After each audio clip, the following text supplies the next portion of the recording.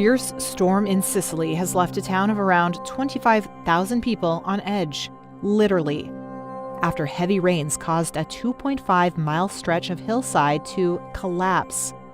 Late January.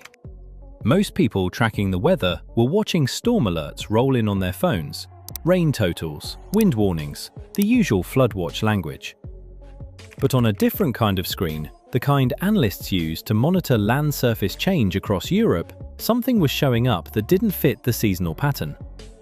The signal wasn't a flood, it wasn't a soil moisture spike, it looked like a fast-moving slope failure warning, and it was centered on a small inland city in Sicily.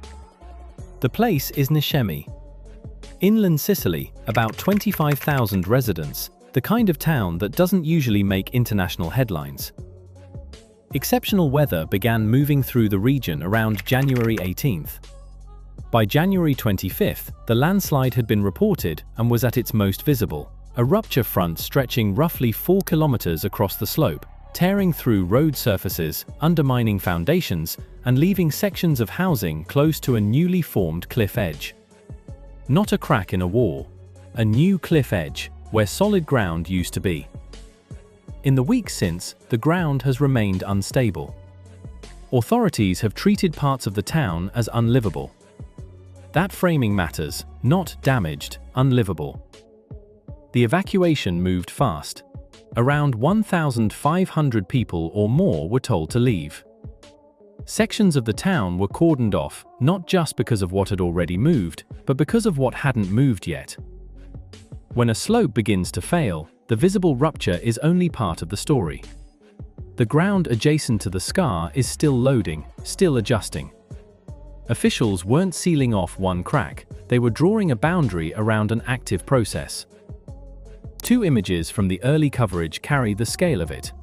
Cars stranded on road surfaces that ended mid-air, the tarmac simply gone on one side. Utility lines cut where the infrastructure crossed the rupture zone, leaving sections of the town without services and without a restoration timeline. Some residents were told, plainly, that return may not happen. Not return will be delayed, may not happen. The institutional response moved at a speed that signals how seriously this was taken at the national level. A state of emergency was declared on January 26th, covering storm impacts across Sicily, Sardinia, and Calabria.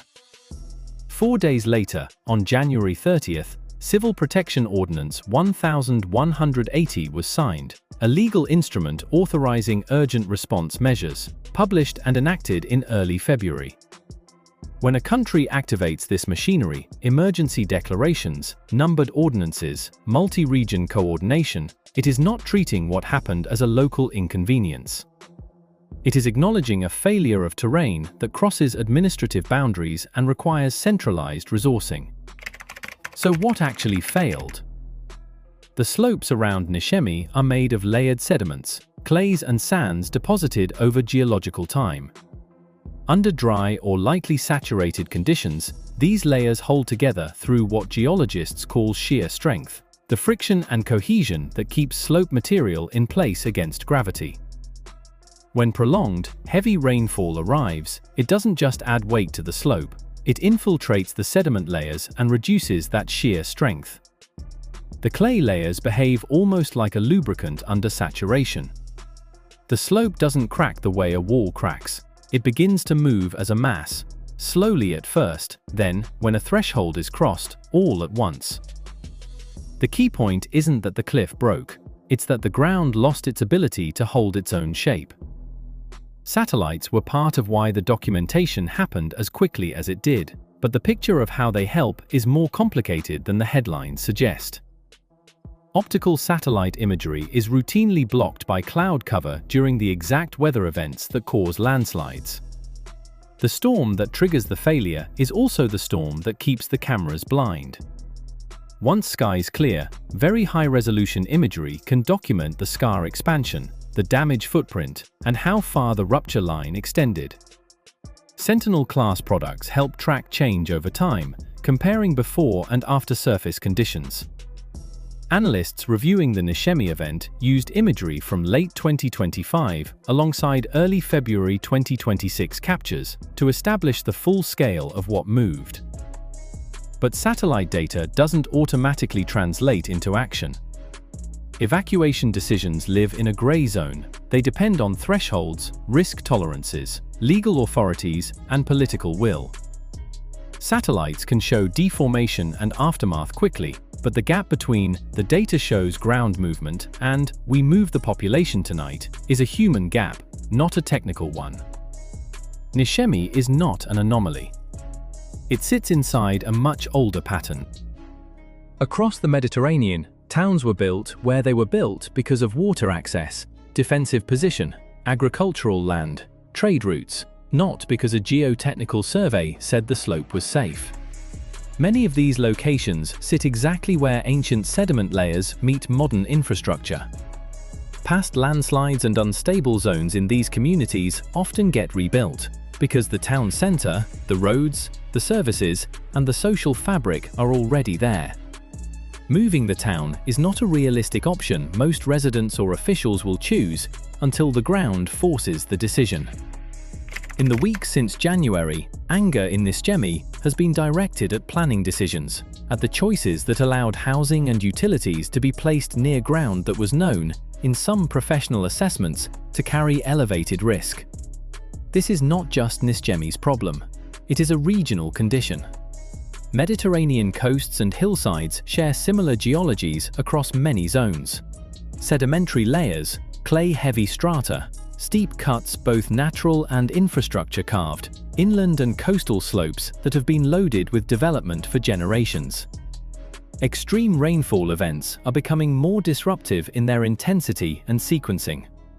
That doesn't require a catastrophic single event. It just means susceptible terrain stays close to its failure threshold for longer stretches of time. A storm doesn't need to hit every city to create a regional season of slope failures. It just needs to keep returning to terrain that never fully recovered from the last time. Picture the next few weeks. A second heavy rain system moves through. A town 60 kilometers from Nishemi, similar geology, similar slope angle, similar exposure, starts showing readings that concern local engineers.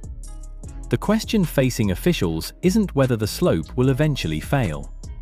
The question is whether the visible signal is strong enough to justify moving people.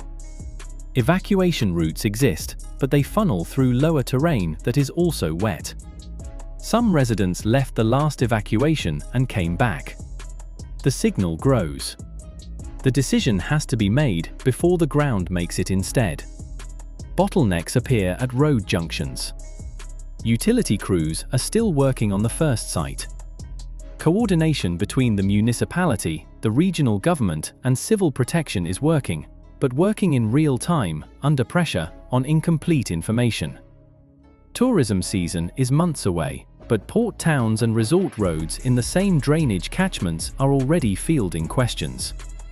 This is what a cascade looks like, not a single catastrophe.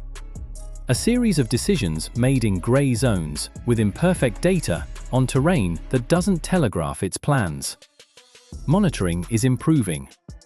Satellites, INSAR deformation tracking, local sensor networks, updated landslide hazard mapping. The toolbox is better than it was 10 years ago.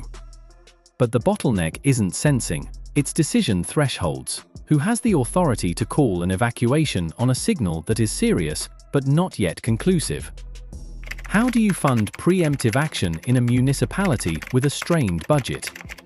How do you coordinate across the 4 or 5 agencies that all have partial jurisdiction over the same hillside?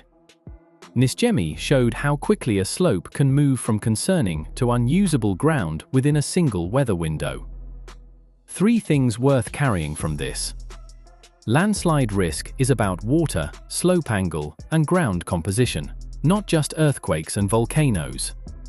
It belongs in the same conversation as those hazards, with the same seriousness. After the storm, danger persists. The ground keeps adjusting for days or weeks after the rain stops. The visible drama of a rupture event is not the end of the emergency. The hardest part is timing. The question that will define outcomes in the next event is not, did we have the data? It's, did we act on it before the ground decided for us? If last month was the warning, what happens when the next storm season hits terrain that never fully recovered? If that question stays with you, the next video picks up exactly where this one leaves off. Hit like if this one earned it, subscribe if you want the follow-up when it drops, and I'll see you in the next one.